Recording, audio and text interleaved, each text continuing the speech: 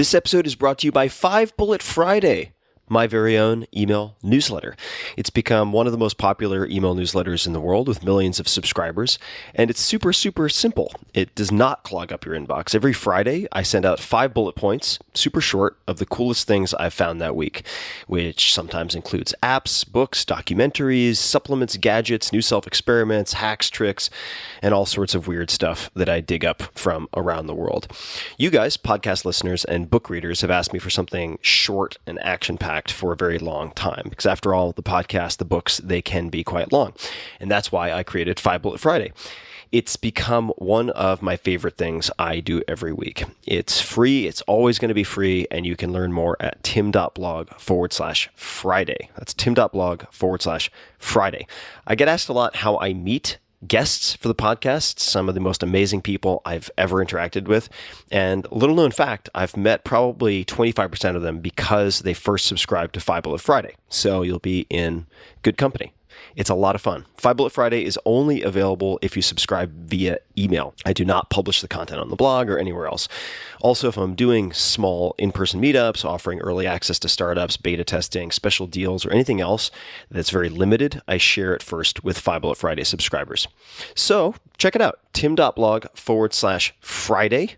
If you listen to this podcast, it's very likely that you'd dig it a lot, and you can, of course, easily subscribe anytime. So easy peasy. Again, that's tim.blog/Friday. And thanks for checking it out, if the spirit moves you. Optimal minimal. At this altitude, I can run flat out for a half mile before my hands start shaking. Can I ask you a personal question? Now would seem an appropriate time. What if I did the opposite? I'm a cybernetic organism, living tissue over metal endoskeleton.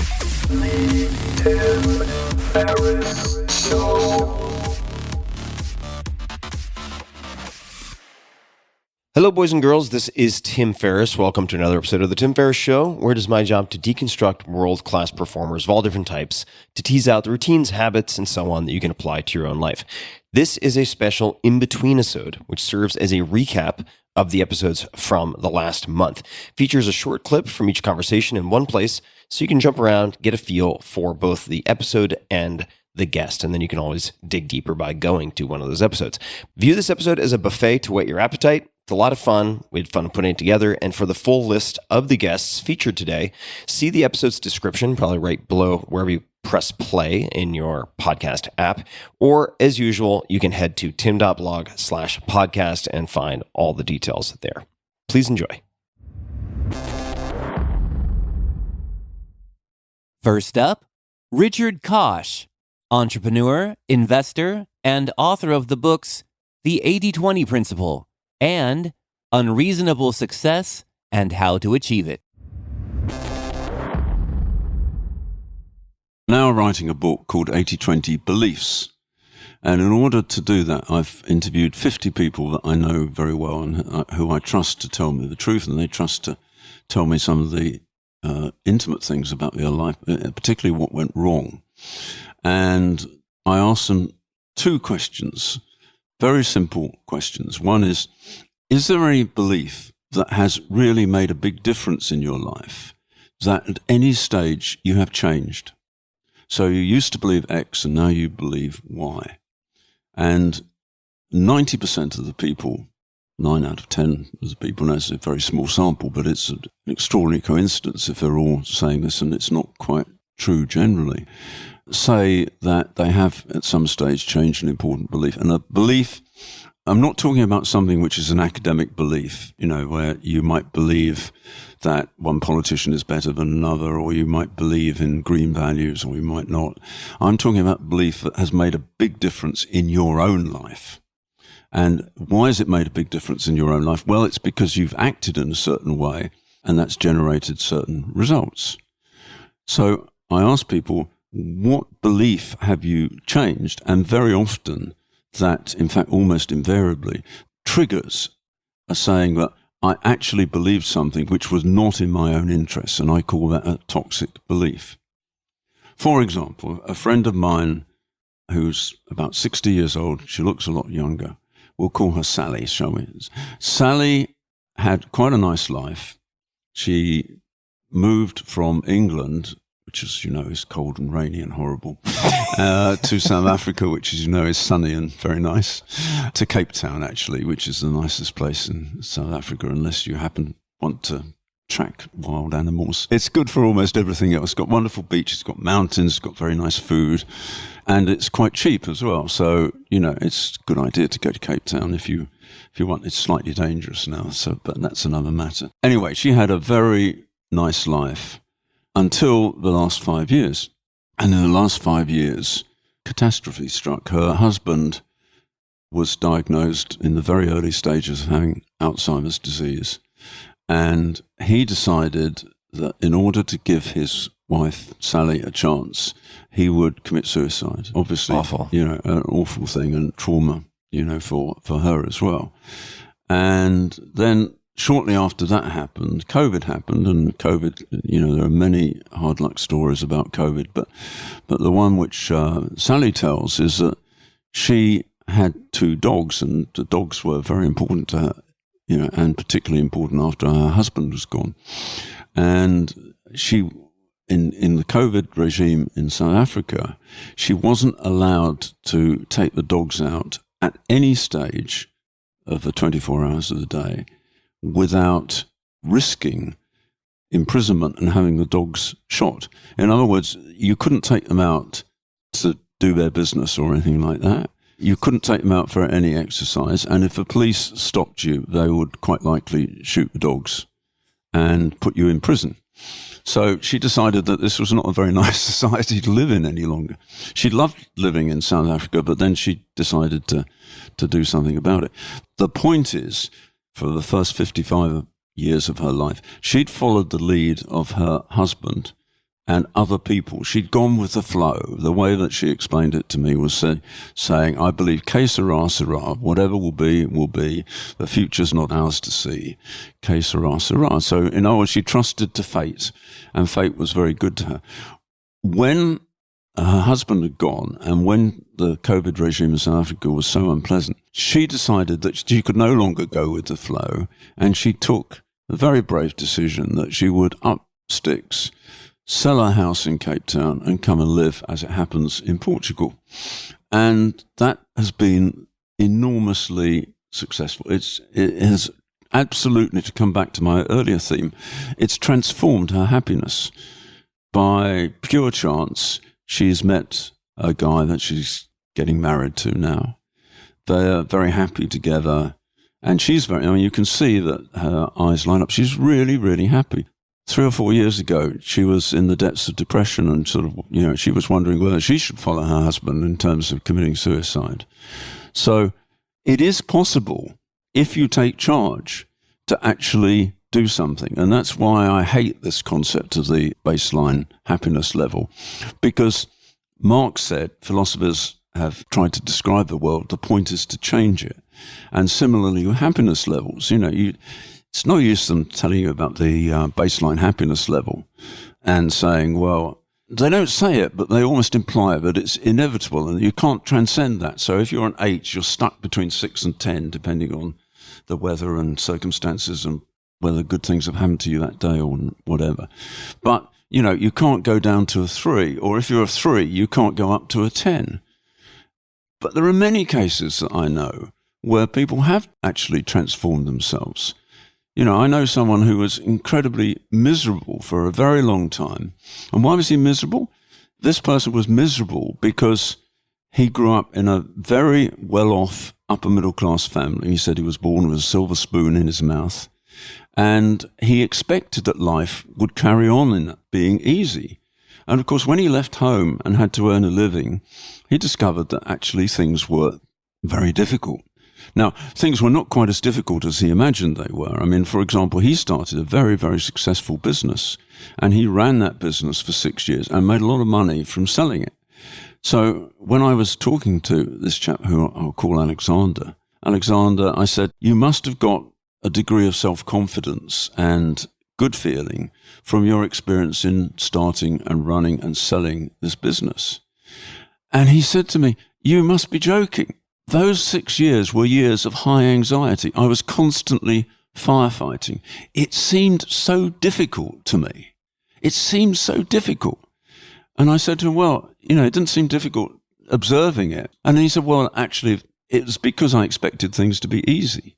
And you remember M. Scott Peck wrote a book which starts, Life is Difficult. This is one of the great things about life. If you understand this, you can transcend it because you anticipate that things are going to be difficult and you can take pride in sort of, overcoming difficulties. But if you expect there are going to be no difficulties, obviously you're going to be disillusioned. And so paradoxically, this miserable sounding philosophy which says life is difficult is actually a wonderful philosophy because it means that you can take pride in getting over difficulties. But when you're confronted with difficulties, what you do is like Alexander and say, it's too difficult, it shouldn't be this difficult. Then obviously you're going to be miserable despite objectively having a great success. Yeah, it makes me think of, and I wish I had the attribution, but happiness equals reality minus expectations in a sense. And this is also very reminiscent of Marcus Aurelius and Meditations, of course. But how did Alexander, if he did, make the switch? Did he make the switch? He did make the switch, but it took him about 20 years. And he said from the time that because he started business when he was in his early 30s, and from being age 40 onwards, then he got into a pretty dark place at one stage. And then he started going to 12 steps meetings where people sit around and say, I've had these difficulties, I've reconstructed my life, and I'm on the path to recovery. He also took some therapy and he also reflected on why he was miserable. And he did realize it was miserable because he expected life to be easy and it wasn't. Very often, having the insight into what a toxic belief is the first step to actually being able to overcome it. Very often we don't realize what toxic beliefs we have, and therefore we suffer from them. Next up, Jack Kornfield, one of the key teachers to introduce Buddhist mindfulness practice to the West, a co-founder of the Insight Meditation Society, and author of more than 20 books on meditation and mindfulness. The image that I like to start with is an archetypal one of the Buddha seated under the tree of enlightenment. The night of his enlightenment, before he was enlightened, the Indian god named Mara, who is the god of greed, fear, hatred, aggression, all of the forces of suffering, appeared and said, "What are you trying to do?" to the Buddha. And this is the way it appeared.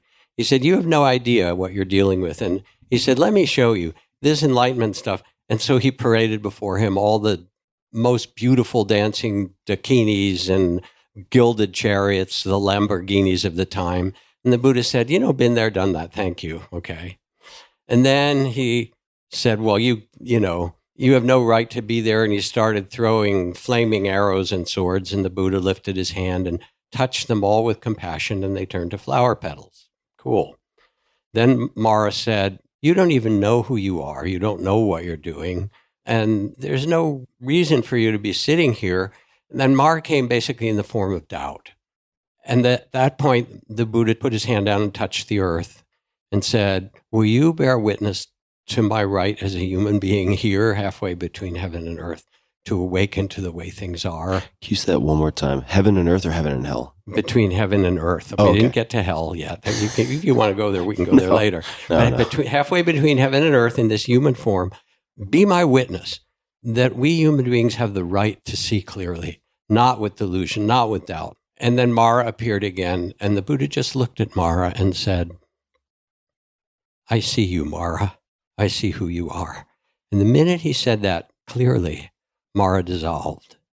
Now, what people don't know in the Buddhist text is that after his enlightenment, Mara came back to visit the Buddha quite a few times. You think there's enlightened retirement, but Mara's part of the game. And Thich Nhat Hanh has a really beautiful image about this, where he sets the scene of the Buddha sitting in a cave. And again, the Buddha really is a stand-in for your awakened self, sitting in a cave, mouth of a cave, meditating, and his attendant is there, and Mara appears, and his attendant tries to chase Mara away. And the Buddha says, Ananda, is that my old friend Mara? Set out some tea. Let us sit down. And he says, is that you, Mara? And usually all that it takes is for the Buddha to say, is that you, Mara? Or I see you, Mara. And Mara looks and kind of sadly slinks away, if you will. So the first thing about anxiety is to acknowledge that it's entirely human, that there are cultural reasons for it, and that there are physiological reasons, that we have fear and we have fear of loss and all of those things. And to be able to name it and say, oh, this is anxiety. It feels this way in my body. Your hands sweat, your breath stops, your heart. And it's hard to feel. It's unpleasant in the body. And then it has its thoughts. We'll get to those in a minute. And what you can do in naming bar, you can say, oh, anxiety, I see you, I feel you. So that's the first thing. And already you start to step halfway back from it as the witness. So that already begins to liberate you a little bit. And then the next thing is you can also say, thank you for trying to protect me. Because if you fight against the anxiety, what that is more anxiety. Oh my God, I got rid of it, I hate it. But instead, it's almost like you take a little bow. Okay, Mara, I see you. Thank you for trying to protect me, because that's what it's trying to do. And you remember that statement from Mark Twain, where he said, my life has been filled with terrible misfortunes, most of which never happened, right? So these are the stories. You meant sort of the advanced stories. Say, thank you, Mara. I see you. Thanks for trying to protect me. Then the next thing is to know that there's something called the wisdom of insecurity, that it's actually okay to be insecure. My monastic teachers would say it's uncertain, isn't it?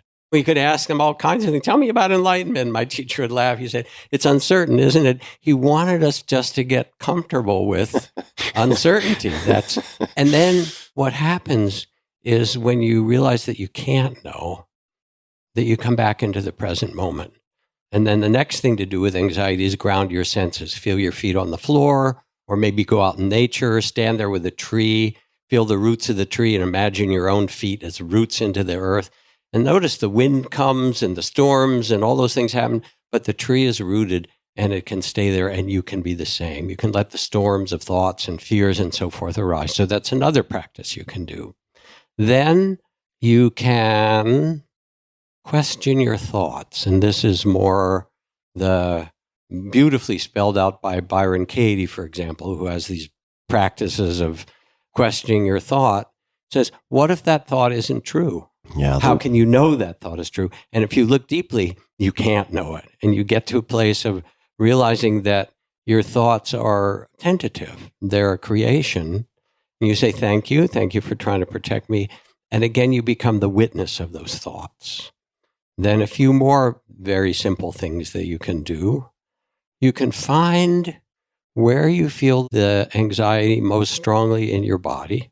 And once you feel it, you can feel into its elements. Is it hot or cold? Is it hard or soft? Is it vibrating? The earth, air, fire. So you really get close into it.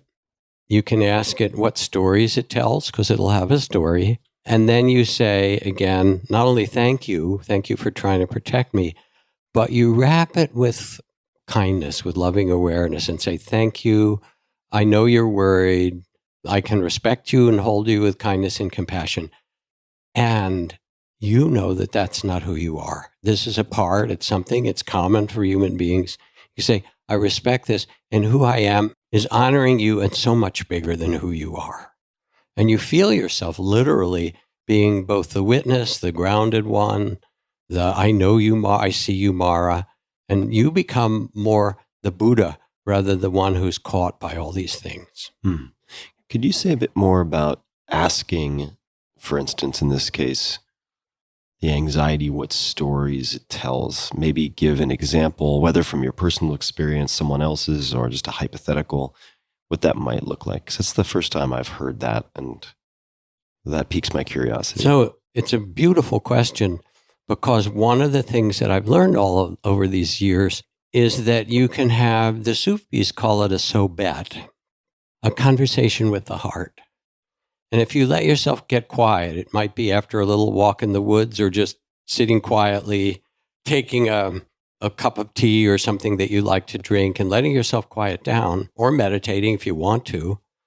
And when you get quiet, you can have an inner conversation, and there's information that's waiting there for you to ask.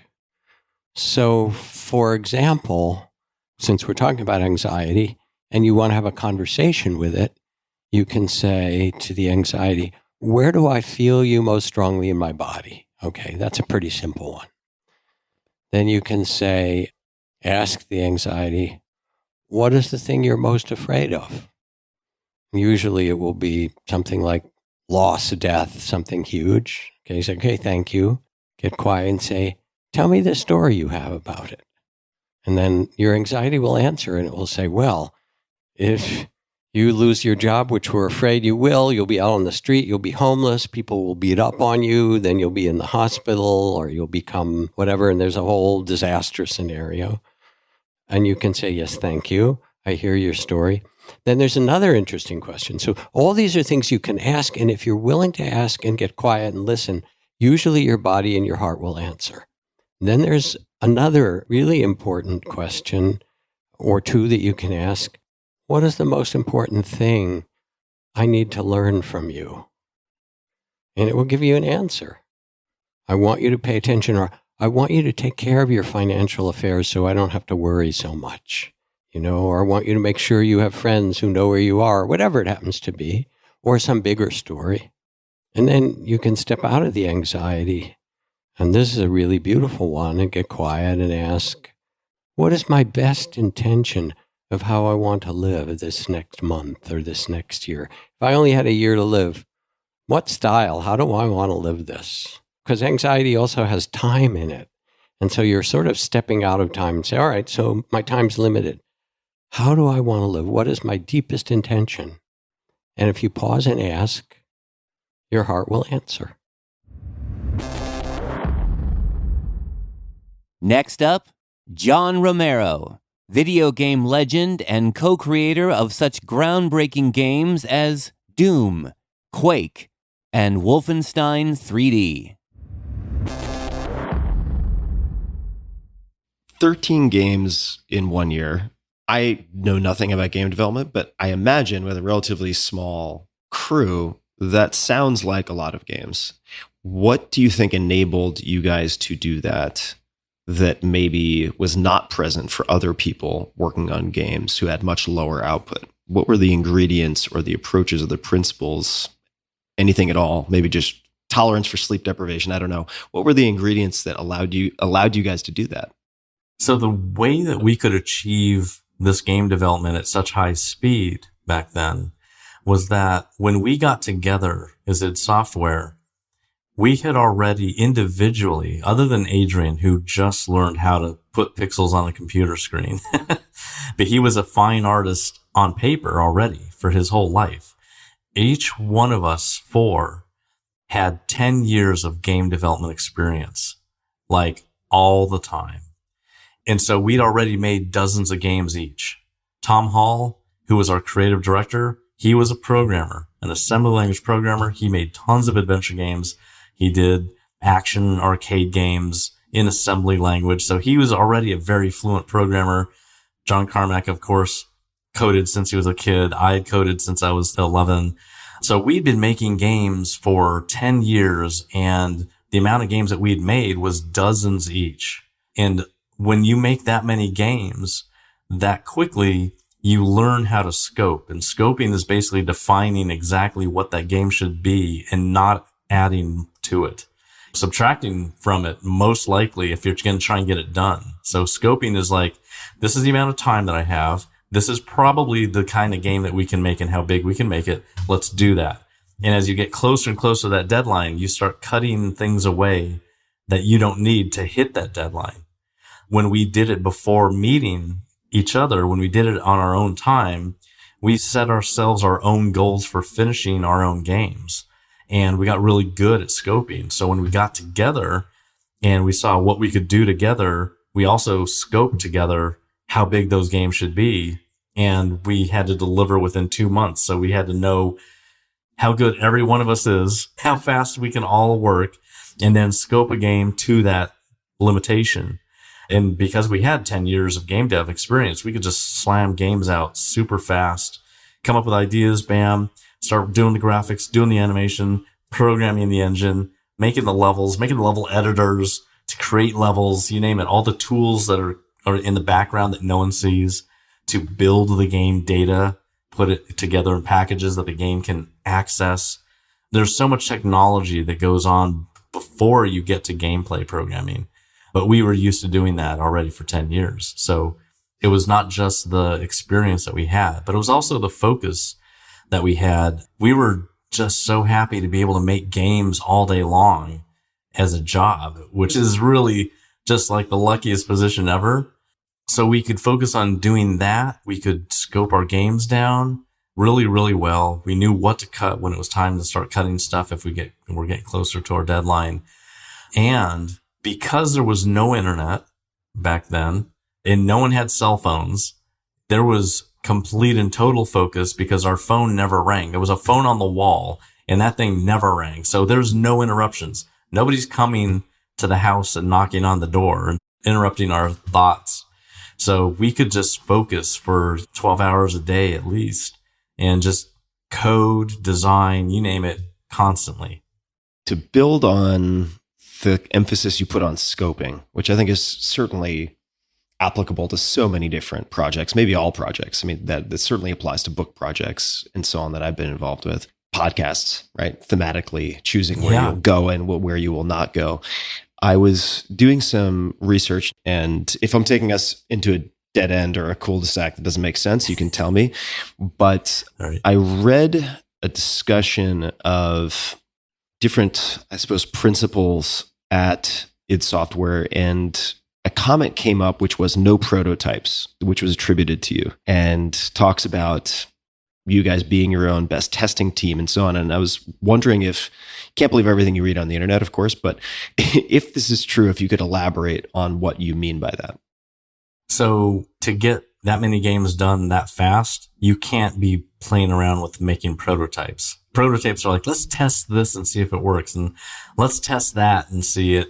There's no testing. It's like, here's the game that we're going to make. Here are all the characters that go in the game. Here's how many levels we have. Here are all the pieces of the levels that need to be drawn. Here's all the animations that need to be created, all the tools that need to be programmed, all that stuff. There's no way to do any prototyping if you're going to get done in 2 months with 4 people. So we had no prototypes. We knew how to code already. So there was like, because we can just see it in our minds, we can just visualize it. And we communicated with each other just going, okay, it's going to look like this on the screen. We're going to see mountains in the background. On the foreground, we're going to have another plane, and we're going to have trees there. And we're going to have up in the trees, we're going to have these characters, and their AI is going to be limited to blah, blah, blah, blah. And so we just kind of describe what the game is. And we can do that within, let's say, an hour. At the very beginning of a new game, in 1 hour, we can describe that game extensively for what we're going to create in the next 2 months. There wasn't like, well, then we have to figure out this. It was like, there's no figuring it out. We're just making it. Mm-hmm. So there weren't prototypes. It was just, we're making the game. Later on, with bigger games that we could spend more time on, we could do R&D, but we still knew what we were making. We just needed to figure out how to make that part of it. It wasn't like we'd build a piece of the game and then throw it away. We would build this functionality in, because that was the original design. And if we found out that that functionality actually is a detriment to the game itself, to the soul of the game, then we would remove it. But it wasn't like we were prototyping it. We were making that piece of technology in the game. It was going to be part of the game. But we find out that that is not where the game is really. And then we pull it out. Last but not least, an excerpt from legendary investor Bill Gurley's interview with Tim at this year's South by Southwest conference. How do you do prep? You're doing this many podcasts. You're not reading 1,000 books a year, I don't think. No. Step number one is write a blog post, which is called I think it's called The Decision That Removes 1,000 Decisions, and then in parentheses, why I'm not reading any new books this year. So make it a policy. If you want to say no to a category of thing, make it a public policy. So number one is making it a public policy. I'm not reading any books published this year. That way I can tell every guest, not reading books without having to ruffle feathers. The next step is looking at, before I even invite someone, looking at long form video and audio to the extent possible. And maybe I have to find something that was recorded behind doors. That's something I'm usually pretty good at doing. Interviews, Wikipedia. What am I looking for, though? What's the filter? I'm looking for a handful of things. One would be any odd hobbies or Passover comments that weren't fleshed out, that I think would make for a good first question or second question, in part because it will prove to the interviewee that I have actually looked at the details and done my homework, which is really important for a lot of interviewees. Because if you don't prove that early, they're going to go on autopilot and they're gone. They're checked out. They're thinking about their next vacation, right? You might as well be talking to Max Headroom or something. It's just not going to be very interesting. And then I would say beyond that, I will try to identify what has been neglected, what has not been mentioned. And that can lead some interesting places, not always comfortable places, but that can lead, for instance, if they haven't talked about their childhood at all, I might ask them if they're okay with me asking about their childhood. Few other key, I would say, housekeeping, and this is also in the category of prep. It's just right before we record. I will talk to anyone, we did this, even though we know each other, for 5 to 10 minutes beforehand. Number one, just for so everybody can get their hamstrings warmed up. We're not trying to sprint out of the gates after hitting record. Just talk. But there's a format. I will say, you have final cut, just like every one of my guests. This is no gotcha show. I've had that happen to me. It sucks. This is a friendly. My job is to make you sound as good as possible. You have final cut. We can send you the transcript, so don't worry about it. It's not live, so bathroom breaks, water breaks. If you want to restate something, we can do that. And then I ask them, and people comment on this because almost no one asks this. What would make this a home run for you? Looking back after it's published, say 2 months after it's published, what would make this one of your favorite interviews or something that you would point people to? Great. And then I can help steer it. And that puts people at ease and helps them to be vulnerable. Another thing that I will think of, if I want to try to unbox something that hasn't been explored before, there's probably a good reason it hasn't been explored. So I will find something in that same category. It could be childhood, could be relationships, could be a business failure. I will volunteer that information from my side first. Yep. Just to provide some transparency, because I know that sometimes it seems like I'm talking a lot, and I am, but there are reasons for, in this case, doing that. I'll ask the question so they can think about it. Then I buy them time so that they don't feel too under pressure. Then I volunteer an answer from my own life that basically makes me vulnerable simultaneously, and it makes people much more likely to reciprocate. So those are a few of the things that I do. If I have any access to that person or their lives through friends or acquaintances, then I will also back channel to a few folks and ask them what topics or questions. I'll always preface, I'll say, I'm obviously doing a ton of my own homework because people don't want to help you, including my friends, if you're being lazy. So I'll say, I'm doing a ton of my own homework, but are there any questions or topics that you think could be fun or uncommon to explore with so-and-so? I did this with, I sent a text to you like that for Danny Meyer when I interviewed him recently. Right. And you earn reciprocal trust through many of those techniques. Absolutely. And then I will also, and this leads to a lot, and it smooths out the entire process, I will very frequently ask guests, not always, but ask them if there's anyone they think would really have fun having a conversation on the podcast. So I'd say 70% of the guests come from other guests at this point. You asked me that about Mike Mobison, and you just had him on. I did. One topic that I adore, just as a fan of media, is what I call peer respect. Mm-hmm. So I remember Shaq went on this 5-minute rant about all the greats that had come before him, which was just super endearing. Tell us a couple of other podcasters that you respect and why. There are a lot. You mentioned one. Yeah, I mentioned one. There are many, and I respect them for a whole lot of different reasons. I would say it runs the gamut from, say, like a Guy Raz, so How I Built This, who is using, I don't want to say This American Life format, but he's doing a lot of prep, a lot of recording, and then immaculate editing with his team and telling a story arc. So they might move things around. And that is a particular game. That's a very particular game, and he and his team are very, very good at it. I would say this is going to seem like an easy one, but Joe Rogan has done an excellent job of becoming a category of one. He wasn't emulating someone else. And for those wondering where you might be able to read up on how to do this, there's a chapter called The Law of Category in the 22 Immutable Laws of Marketing. A lot of the other chapters are outdated. This one everyone should read. He did an excellent job of, number one, experimenting with a brand new format early. He has been in the podcasting world for a very long time, and he's tested a lot. Yeah. And he found his footing reasonably quickly, and the combination of entertainment and in-depth interview and tripling down on long format, I think he deserves a lot of credit for popularizing. He also made incredibly, incredibly good strategic decisions before most. I'll give you an example. YouTube, one of the world's largest search engines, who did one of the very first spectacular jobs of capturing podcasts on YouTube. Not just long form, but using clips on a separate channel. So he has played that game like the consummate professional. And so he would be another example. I think Lex Friedman does an excellent job. I'd say our formats are probably closest in some respects. Patrick O'Shaughnessy, who we both know, who focuses on investing and investors, I think does a fantastic job. I could list another 20. There are some really, really good interviewers out there, but it's not enough to be a good interviewer. I really think you need to seek to be a category of one. It's a lot easier to be the only than it is to be the best when you have millions of podcasts to compete against. So spend a lot of time thinking about positioning. And now here are the bios for all the guests.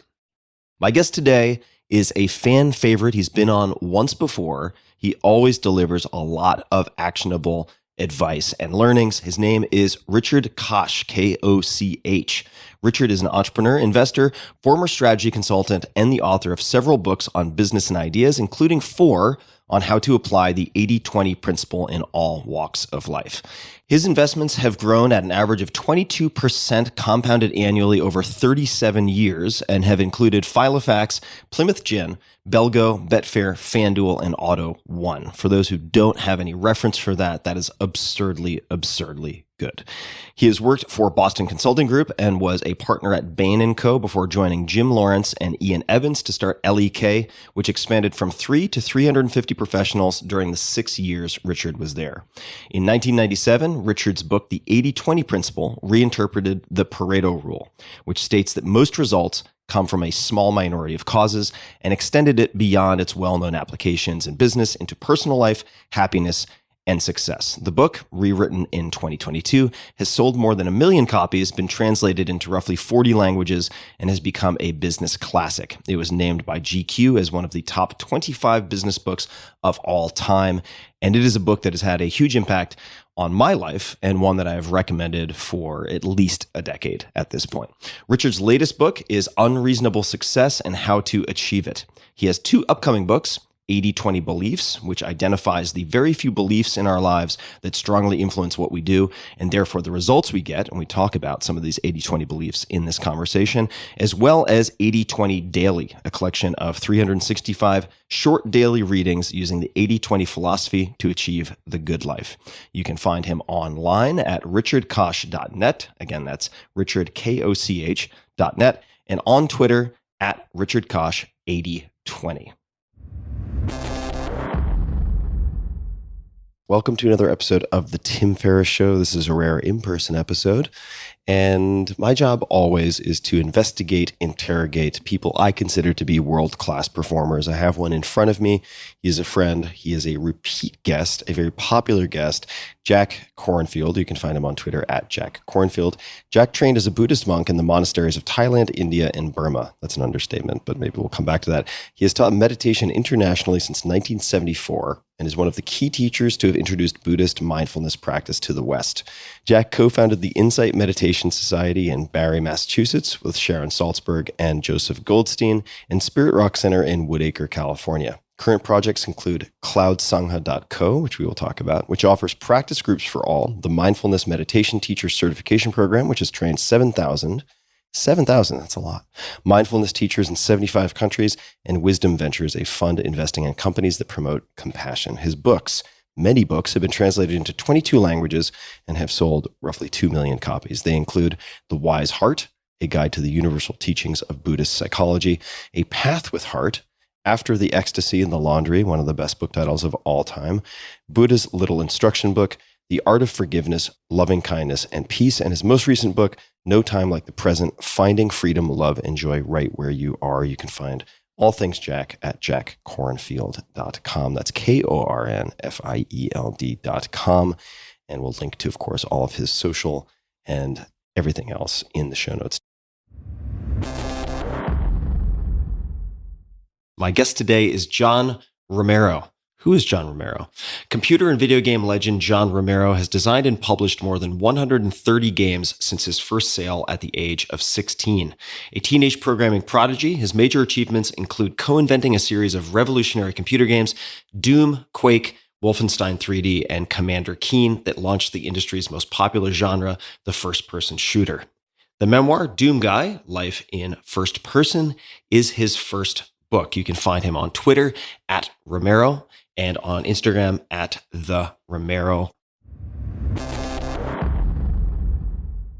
This is a special episode and a turning of the tables. This time around, legendary investor Bill Gurley interviews me, and the recording is from earlier this year at South by Southwest in Austin, Texas. The conversation explores some of my lessons learned and favorite findings over the last 2 decades or so in areas like entrepreneurship, tech, and podcasting, just to name 3. I also throw in some favorite books and other spicy bits to keep things interesting. Let me mention a bit more about Bill before we get started. Bill Gurley, you can find him on Twitter at bgurley, Gurley, has spent more than 20 years as a general partner at Benchmark. Before entering the venture capital business, Bill spent 4 years on Wall Street as a top-ranked research analyst, including 3 years at Credit Suisse First Boston. Over his incredibly impressive venture career, he has worked with such companies as Grubhub, Nextdoor, OpenTable, Stitch Fix, Uber, and Zillow, just to name a few. For more takeaways from his incredible investing career, you can find my interview with Bill, that's me interviewing Bill, at tim.blog/Bill Gurley.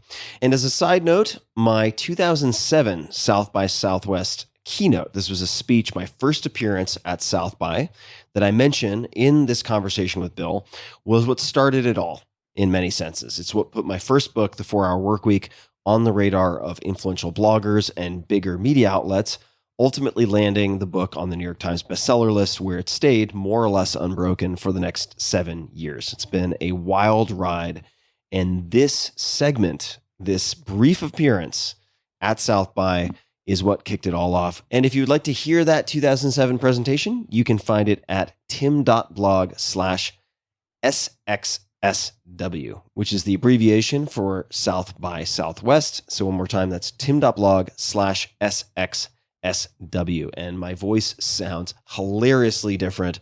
My presentation skills hilariously less refined than they are today. Not to say they're perfect, but things have changed and we get better day by day, little by little. And one last thing, Hugh Forrest, if you are listening, thank you again for giving me a shot way back in the day. It made a difference, and that is why I come back to South by just about every year. Hey guys, this is Tim again. Just one more thing before you take off, and that is 5 Bullet Friday. Would you enjoy getting a short email from me every Friday that provides a little fun before the weekend? Between 1.5 and 2 million people subscribe to my free newsletter, my super short newsletter called 5 Bullet Friday. Easy to sign up, easy to cancel. It is basically a half page that I send out every Friday to share the coolest things I've found or discovered or have started exploring over that week. It's kind of like my diary of cool things. It often includes articles I'm reading, books I'm reading, albums perhaps, gadgets, gizmos, all sorts of tech tricks and so on that get sent to me by my friends, including a lot of podcast guests. And these strange esoteric things end up in my field, and then I test them, and then I share them with you. So if that sounds fun, again, it's very short, a little tiny bite of goodness before you head off for the weekend, something to think about. If you'd like to try it out, just go to tim.blog/Friday. Type that into your browser, tim.blog/Friday. Drop in your email, and you'll get the very next one. Thanks for listening.